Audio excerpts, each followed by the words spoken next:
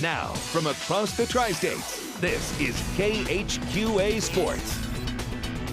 Big brother Dalton has made quite a name for himself as a Division I football prospect, but ultimately it may be Miss Jalen Keene who breaks the family mailbox with an influx of college recruiting letters. Tonight, the high-flying Jacksonville middle hitter brought her act to the pit and put on quite a show at Quincy Notre Dame's expense. Would it result in a victory? We'll get to that in a second, but she's 6'2", and lots of colleges are interested. Here's why. Miss Keene about to throw down a mistake from the Raider offense, and right off the bat, Jacksonville would build itself an early 6-point lead in this one. Miss Keene, as I mentioned, very good. She had 15 kills in the night and 4 blocks to give her team the early momentum. QND, though, would reverse polarity on the Crimsons. Cassidy Foley had herself a big night as well. She throws down hard right here for the kill and puts QND up 12-7 at that point.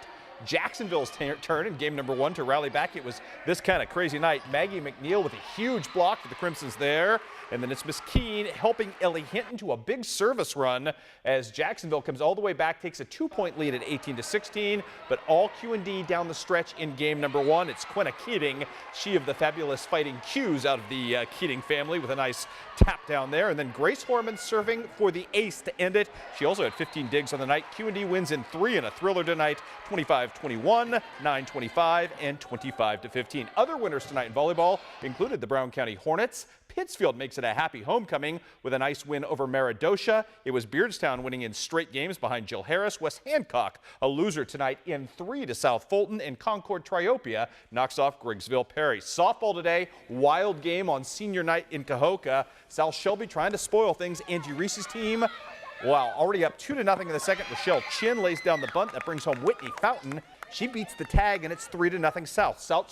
South, I should say, just kept adding on. Infield single here from Cassidy Johnston. That scores Caitlin Chin, makes it 6-0 South at that point. Clark, though, going to answer back with 16 unanswered runs.